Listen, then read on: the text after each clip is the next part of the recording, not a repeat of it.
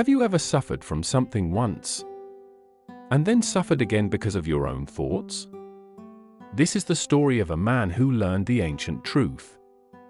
The first arrow hurts you, but the second arrow is the one you fire at yourself. In a quiet village lived a man named Rowan. He was kind, dependable, and hardworking. But he carried one habit that made his life heavier than it needed to be. He punished himself for every mistake. If he slipped, he called himself clumsy. If he forgot something, he called himself useless. If someone criticized him, he replayed it for days. Pain never visited him alone. Rowan always invited more. One morning, while chopping wood, Rowan slipped. The axe grazed his leg. It hurt, sharp and sudden. "That was the first arrow," said a calm voice behind him. Rowan turned to see an elderly wanderer standing by the tree line. "The first arrow?" Rowan asked. "Yes," the wanderer said. "The pain life gives you. The pain you can't avoid." Rowan frowned. "And what's the second arrow?" The wanderer pointed to Rowan's face. "The story you add to the pain. The insult. The blame. The self-punishment." Rowan thought about it and whispered, "I do that a lot." The wanderer smiled softly. "Most people do." Later that night, Rowan replayed the moment again and again. "I should have been more careful. Why am I always like this? I ruin everything."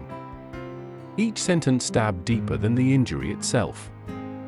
The axe wound stopped bleeding, but the words kept cutting. That was the second arrow. The wanderer returned the next day. "Let me show you something," he said. He placed 2 sticks on the ground.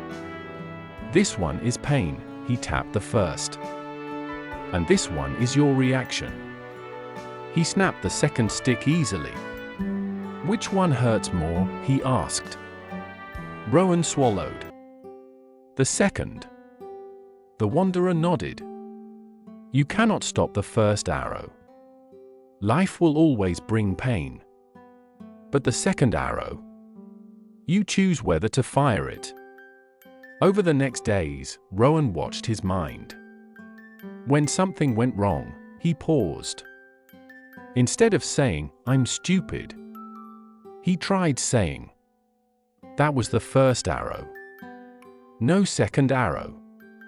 And slowly, very slowly, the storm inside him weakened. He apologized less to himself. He criticized himself less. He forgave himself more. Each time he caught a second arrow forming, he let it fall. One afternoon, Rowan accidentally spilled water while serving his neighbors. He felt the familiar heat of embarrassment rising. The second arrow was forming. Rowan closed his eyes and whispered, "No." He breathed, smiled, cleaned the table, moved on. And for the first time in his life, the moment ended when it ended. No replay. No self-shame. No self-inflicted wound. Weeks later, his friends noticed the change. "You look calmer," one said. "You seem lighter," said another. Rowan nodded. "I stopped injuring myself." That evening, he visited the wanderer. "Is this what peace feels like?" Rowan asked. The wanderer smiled. "It is what happens when you fire only one arrow." Rowan bowed his head.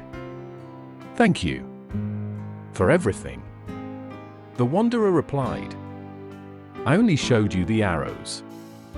You decided to put down the bow." Because Rowan had learned a truth that frees anyone who understands it. Life wounds you once.